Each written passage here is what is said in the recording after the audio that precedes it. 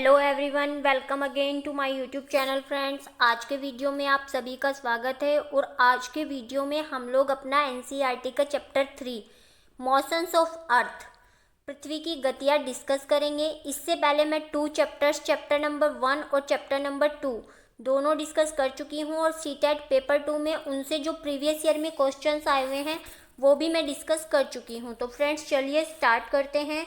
इस चैप्टर में जो वेरी फर्स्ट थ्योरी दी हुई है उसमें बताया गया है 2 प्रकार की गतियों के बारे में कि पृथ्वी की जो गतियाँ होती हैं, मोशंस होते हैं, वो 2 प्रकार के होते हैं। देखिए फ्रेंड्स, पूरा चैप्टर अर्थ से रिलेटेड है और इसमें बताया गया है कि जो अर्थ की मोशंस हैं, रोटेशन एंड रिवॉल्यूशन, घूर्णन और परिक्रमण, इन दोनों के क्या इफेक्ट होते हैं, इनसे क्या क्या प्रभाव पड़ता है, इनके कारण कौन कौन सी घटनाएं होती हैं, ऋतु परिवर्तन कैसे होता है इनके कारण, ये सब कुछ इस चैप्टर में एक्सप्लेन किया गया है। तो चलिए देख लेते हैं। सबसे पहले गति, तो सबसे पहली जो गति होती है किसी भी ग्रह की, वो होती है उसका अपने अक्ष पर घूम जाना, यानी कि किसी भी एक बिंदु पर ऐसे उसका घूम जाना।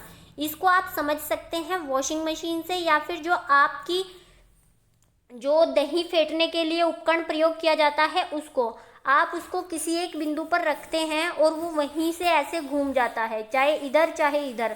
लेकिन पृथ्वी की गति होती है पश्चिम से पूर्व, तो ये चीज़ याद रखनी है। और इसमें टाइम जो लगता है वो लगता है 24 घंटे। देखिए सभी ग्रहों का जो टाइम है वो अलग अलग होता है रोटेशन का। मैंने आपको बताया था, जैसे बुध का 59 डेज, शुक्र का 243 डेज, पृथ्वी और मंगल का सेम होता है 24 घंटे। तो पृथ्वी का अपने अक्ष पर घूमना, ये ध्यान रखना है, अपने एक्सिस पर रोटेट करना, ये कहलाता है आपका रोटेशन। और इसमें टाइम लगता है 24 घंटे और इसी को पृथ्वी दिन कहा जाता है। ये भी याद रखना है, अर्थ डे यही कहलाता है, क्योंकि आपसे क्वेश्चन मल्टीपल टाइम पूछा गया है अर्थ डे के बारे में। निम्नलिखित में से अर्थ डे के बारे में क्या सही है और क्या नहीं है? तो पृथ्वी का अपने अक्ष पर घूमना ही अर्थ डे कहलाता है और इसमें 24 घंटे लगते हैं। सेकंड जो मोशन आती है वो आती है आपकी परिक्रमण, रिवॉल्यूशन। और रिवॉल्यूशन का मतलब होता है किसी भी ग्रह का, सूरज ये हमारा सन है और इसके चारों तरफ जो भी ग्रह घूमता है उसको हम कहते हैं रिवॉल्यूशन। तो यहाँ पे बात की गई है पृथ्वी की, तो पृथ्वी का ऐसे इसके चारों तरफ घूमना ही जो है वो रिवॉल्यूशन कहलाता है। और ये किसकी, सूर्य के चारों ओर दीर्घवृत्ताकार कक्षा में घूमना होता है और इसमें टाइम लगता है आपको 365 दिन 6 घंटे।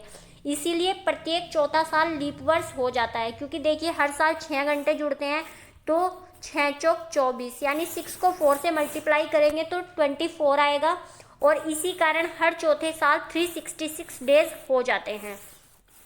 इसके बाद पृथ्वी का देखिए फ्रेंड्स, पृथ्वी अपनी कक्षीय सतह से, देखिए एक होती है कक्षीय सतह, ये एक 90 डिग्री का कोण है और पृथ्वी यहाँ से ऐसे झुकी हुई है। तो ये पृथ्वी यहाँ से झुकी है तो ये 23.5 डिग्री अपने अक्ष पर घूमी है, एक्सिस पर। लेकिन अगर हम इस कक्षा से कोण देखें तो ये 66.5 डिग्री होता है। कई बार हम लोग कंफ्यूज हो जाते हैं, वहाँ पे पूछा जाता है कि पृथ्वी अपनी कक्षीय सतह से 23.5 डिग्री झुकी हुई है और हम इसको सही मान लेते हैं, जबकि ये गलत है। कक्षीय सतह से 66.5 और अक्ष पर 23.5 डिग्री ये झुकी हुई है। वह समतल जो कक्ष द्वारा बनाया जाता है उसे कक्षीय समतल कहते हैं। पृथ्वी के अपने कक्षीय और अक्ष पर घूमने के कारण ही दिन रात होते हैं। तो देखिए फ्रेंड्स, आपसे बताया गया है कि जो ये पृथ्वी है इसके घूमने के कारण क्या होता है, यानी कि जो पृथ्वी की रोटेशन और रिवॉल्यूशन टाइम है इससे क्या इफेक्ट पड़ता है। तो इससे 2 तरह के इफेक्ट पड़ते हैं। पहला तो इसी के कारण दिन और रात होते हैं, क्योंकि पृथ्वी के आधे भाग को ही सूर्य का प्रकाश मिलता है। जो भी भाग पृथ्वी का सूर्य की ओर होता है वहीं तक जो है आपका प्रकाश पहुंच पाता है और वहीं पे दिन होता है। और दूसरा जो इसका इफेक्ट होता है वो होता है हमारे ऋतु। तो पृथ्वी में जो ऋतु परिवर्तन होते हैं इसके भी 2 कारण हैं। एक तो पृथ्वी का टिल्ट होना, अपने अक्ष पर झुका होना, और दूसरा इसका रिवॉल्यूशन। और इसी तरह से दिन रात होने के भी 2 कारण हैं, एक पृथ्वी का रोटेशन और दूसरा रिवॉल्यूशन। अब नेक्स्ट जो आता है इसमें आता है प्रदीप्ति वर्त, और प्रदीप्ति वर्त से मल्टीपल टाइम और बहुत सारे क्वेश्चंस पूछे गए हैं। इसको हम कहते हैं circle of illumination. Circle of illumination का क्या मतलब है, इसको आप यहाँ पे इस चित्र के माध्यम से समझ सकते हैं। देखिए फ्रेंड्स, पृथ्वी क्या है, पृथ्वी अपनी सतह पर 23.5 डिग्री झुकी हुई है। ऐसे ये झुकी हुई है, यहाँ पे नॉर्थ पोल है और यहाँ पे साउथ पोल है। लेकिन जब ये पृथ्वी सूर्य के सामने है तो पृथ्वी पर जो सूर्य का प्रकाश है वो यहाँ पड़ेगा। तो आप देख सकते हैं, देखिए मैं फिर से इसको बना देती हूँ। ये ऐसे है और ये 23.5 डिग्री झुकी हुई है और सूर्य का प्रकाश पड़ रहा है ऐसे। तो यहाँ पे ये जो सीधी रेखा बन रही है यही हमारा प्रदीप्ति वर्त, सर्कल ऑफ इल्यूमिनेशन कहलाता है। और इसी के कारण देखिए 6 महीने तो ये सामने रहता है पृथ्वी का और 6 महीने ये सामने रहता है जब ये इधर से झुक जाता है। तो इसी कारण से ध्रुवों पे 6 माह के दिन और 6 माह की रात भी होते हैं। तो खैर, अपने सर्कल ऑफ इल्यूमिनेशन के पॉइंट पे आते हैं। ग्लोब पर वह वर्त जो दिन और रात को विभाजित करता है उसे प्रदीप्ति वर्त कहते हैं। तो प्रदीप्ति वर्त का पहला काम है दिन और रात को विभाजित करना। और ऋतुओं में परिवर्तन सूर्य के चारों ओर पृथ्वी की स्थिति में परिवर्तन के कारण होता है। यानी कि जो ऋतु हैं वो क्यों बनती हैं, क्यों वे परिवर्तित होती रहती हैं। कभी शीत ऋतु होती है, कभी ग्रीष्म ऋतु होती है, कभी शरद, कभी वसंत। तो ये 4 तरह की ऋतुएं जो होती हैं ये पृथ्वी के रोटेशन के कारण ही होती है और पृथ्वी के टिल्ट होने के कारण होती हैं, पृथ्वी के एक ही दिशा में झुकी होने के कारण। देखिए फ्रेंड्स, पृथ्वी अगर 23.5 डिग्री ऐसे झुकी हुई है तो ये घूमते टाइम ऐसे ही झुकी रहेगी, मतलब ऐसे, फिर यहाँ भी ऐसे ही रहेगी और यहाँ भी ऐसे ही रहेगी। इसी कारण जो यहाँ से यहाँ तक का समय होता है वो यहाँ पे उत्तरी ध्रुव पे प्रकाश रहता है और जब यहाँ का समय होता है तब दक्षिणी ध्रुव में प्रकाश रहता है। 6 माह के दिन और 6 माह की रात। पृथ्वी के एक ही दिशा में झुके होने के कारण ध्रुवों पर 6 माह के दिन और 6 माह की रात होती है। इस कॉन्सेप्ट पे मैं ज़्यादा इसीलिए जोर दे रही हूँ ताकि आप बार बार इसको सुने और समझ सकें, क्योंकि ये थोड़ा सा कॉम्प्लिकेटेड है। जब पृथ्वी पर सूर्य की किरणें कर्क रेखा पर सीधी पड़ती हैं और उत्तरी ध्रुव सूर्य की ओर झुका रहता है तो यहाँ 6 महीने दिन होता है। तो आपसे पूछा जा सकता है कि उत्तरी ध्रुव पर 6 महीने का दिन कब होता है।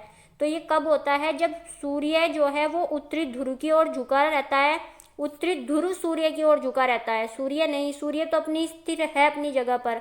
अगर वो घूम भी रहा है तो वो यूनिवर्स के चक्कर लगा रहा है जिसमें कि हमें बहुत लंबा टाइम लग जाएगा। जब सूर्य की किरणें कर्क रेखा पर सीधी पड़ती हैं और जब उत्तरी ध्रुव सूर्य की ओर झुका रहता है ऐसे, देखिए फ्रेंड्स ये यहाँ पे ऐसे झुका रहेगा उत्तरी ध्रुव, तब यहाँ पे क्या होता है, तब यहाँ पे 6 महीने का दिन होता है। और इसी प्रकार की स्थिति दक्षिणी ध्रुव में होती है। जब सूर्य की जो स्थिति है वो दक्षिणी ध्रुव के पास होती है, यानी दक्षिणी ध्रुव सूर्य की तरफ झुका रहता है और मकर रेखा पर सूर्य की किरणें सीधी पड़ती हैं। प्रीवियस चैप्टर में मैं आपको बता चुकी हूँ कि जो सूर्य की किरणें हैं वो कर्क रेखा से मकर रेखा तक सीधी पड़ती हैं, जबकि मकर और कर्क से लेकर जो आपके अंटार्कटिक और आर्कटिक ध्रुव हैं वहाँ पर तिरछी पड़ती है। और इसके बाद के क्षेत्रों में जो है सूर्य के प्रकाश जो है वो पूर्ण रूप से नहीं पहुँच पाता है। अब हम फ्रेंड्स ये एक आपके इसमें ऋतु परिवर्तन के बारे में एक डायग्राम दिया गया है जिसको मैंने बनाया है। इस डायग्राम को समझने से पहले आपको समझना होगा कि पृथ्वी पर जो ऋतुएं होती हैं वो 4 ऋतु होती हैं, ग्रीष्म, शीत, शरद और वसंत। और यहाँ पे और ये सब क्यों होती हैं, ये होती है पृथ्वी के अपने अक्ष पर। ऐसे देखिए ये झुकी हुई है और जबकि प्रकाश यहाँ तक पहुँच पा रहा है। तो ये 23.5 डिग्री जो अपने अक्ष पर झुकी हुई है और 66.5 डिग्री जो अपनी कक्षा में झुकी हुई है, इसके कारण, और ये ऐसे जब सूर्य के चक्कर लगाती है तो इसके कारण ऋतुएं होती हैं। और इससे 4 जो घटनाएं हैं वो होती हैं, 4 महत्वपूर्ण दिन आते हैं और वो 4 महत्वपूर्ण दिन 2 भागों में बटे हुए हैं। एक तो आयनांत, उत्तरी आयनांत और दक्षिणी आयनांत। जैसे ही मैंने आपको बताया था कि जो भूमध्य रेखा है वो 2 भागों में बांटती है, ये तो होता है आपका आयनांत। और इसी तरह से 2 जो विषुव होते हैं जिनको हम कहते हैं इक्विनॉक्स, 2 ही इक्विनॉक्स होते हैं। ये कैसे होते हैं, जब सूर्य के पास पृथ्वी का ये वाला भाग होता है ऐसे, इसको कहते हैं हम इक्विनॉक्स। और जब ऐसे ये पूर्वी और पश्चिमी होता है, ये जब पूर्वी गोलार्ध और पश्चिमी गोलार्ध सूर्य की तरफ होता है इसको कहते हैं हम सोलिस्टिक। और ये सोलिस्टिक मतलब होता है आयनांत। तो अब आप इसको देखिए, जब हम शुरू करते हैं अपना मार्च से। देखिए जब सूर्य जो है यहाँ से पृथ्वी पर प्रकाश होता है तो यहाँ पे होता है वसंत ऋतु, और ये 21 मार्च को एक इक्विनॉक्स होता है। 2 इक्विनॉक्स मैंने आपको बताए हैं और 2 ही मैंने बताए हैं सोलिस्टिक, जिनको हम आयनांत कहते हैं। ये आप आगे समझ जाएंगे। फिलहाल आप इस चित्र को समझने की कोशिश करें कि पृथ्वी जो है सूर्य के चारों तरफ घूम रही है और ये ऐसे टिल्टेड है और प्रकाश जो है वो ऐसे प्रदीप्ति वर्त पर पड़ रहा है। तो यहाँ पे सबसे पहले जो आपकी बसंत ऋतु है यहाँ पे होता है इक्विनॉक्स। तो बसंत ऋतु में इक्विनॉक्स होगा और ये होता है 21 मार्च को।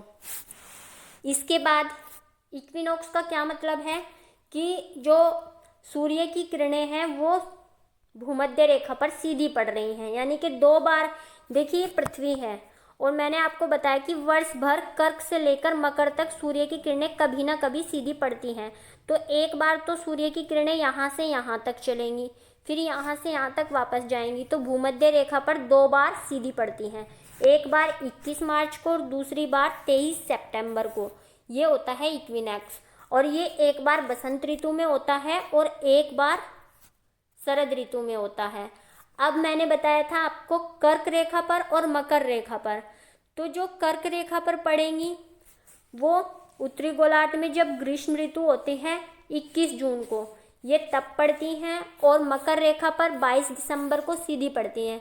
यानी 22 दिसंबर को जब उत्तरी ध्रुव में शीत ऋतु होती है तब दक्षिणी ध्रुव में ग्रीष्म ऋतु होती है, और यहाँ पे 22 दिसंबर में सूर्य की किरणें जो है वो सीधी पड़ रही होती हैं।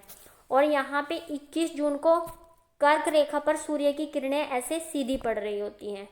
तो ये मैंने आपको 4 स्थिति बताई हैं, किसके कारण होती हैं, रोटेशन के और रिवॉल्यूशन के। आज इस चैप्टर को हम कंप्लीट करने की कोशिश करेंगे ताकि नेक्स्ट वीडियो में मैं आपसे डिस्कस कर सकूँ इस चैप्टर के प्रीवियस ईयर क्वेश्चंस। अब हम जो मैंने आपको बताया है ये जो आपका आयनंत होता है सोलिस्टिक, उत्तरी आयनंत और दक्षिणी आयनंत, नॉर्थ सोलिस्टिक और साउथ सोलिस्टिक, इसमें क्या होता है। तो जो आपका नॉर्थ सोलिस्टिक होता है उत्तरी अयनांत, इसमें उत्तरी गोलार्ध में गर्मी होती है और यहाँ पे सूर्य की किरणें 21 जून को सीधी पड़ती हैं, और यहाँ कर्क रेखा पर सूर्य की किरणें सीधी पड़ती हैं। तो यहाँ पे 21 जून को उत्तरी गोलार्ध का सबसे बड़ा दिन और सबसे छोटी रात होती है, इसीलिए इसे उत्तरी अयनांत कहा जाता है।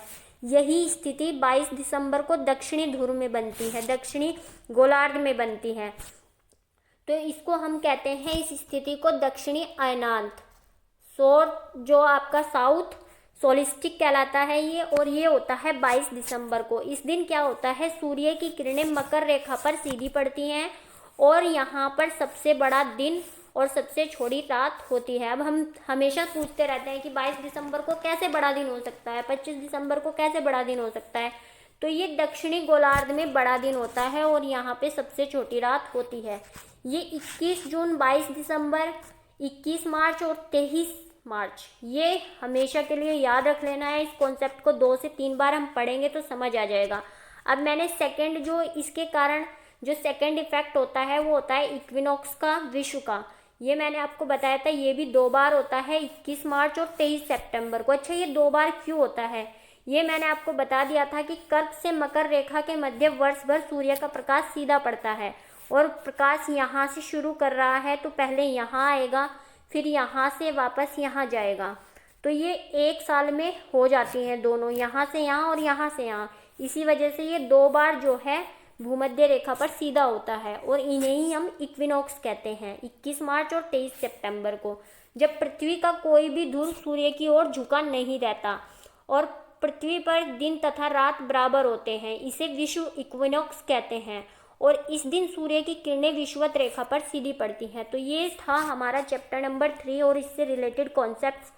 मुझे पता है ये कंफ्यूजिंग हो गया है और आप लोगों को एक बार में समझ नहीं आएगा, तो आप वीडियो को 1 से 2 बार देखिए।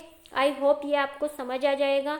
मैंने आपको पहले ही बता दिया था लास्ट चैप्टर्स में कि जितने भी ग्रह सूर्य का चक्कर लगा रहे हैं उनमें 2 प्रकार की गतियां हैं, रोटेशन और रिवॉल्यूशन। यहाँ पे हमने स्पेशली पृथ्वी के बारे में बात की है कि पृथ्वी की दोनों प्रकार की जो गतियां हैं, रोटेशन और रिवॉल्यूशन, उनसे क्या इफेक्ट होते हैं। उनसे 2 प्रकार के इफेक्ट मैंने आपको बताए हैं कि दिन और रात होता है और दूसरी बनती है ऋतुएं, और ऋतु परिवर्तन के कारण टिल्ट होना और रोटेशन, ये दोनों रिवॉल्यूशन ये हैं।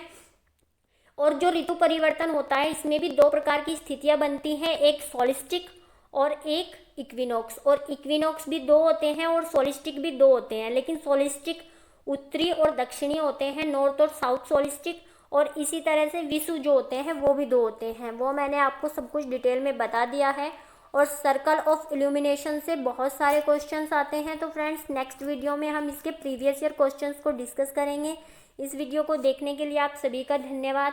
और ये पेपर 2 के लिए 100% वर्क करेगा, क्योंकि मैंने खुद भी ऐसा करके 120+ मार्क्स गेन किए हैं।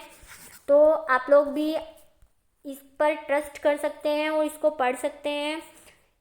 ज़्यादा जानकारी के लिए आप हमारा टेलीग्राम ग्रुप ज्वाइन करें। और फ्रेंड्स इस वीडियो को देखने के लिए आप सभी का धन्यवाद।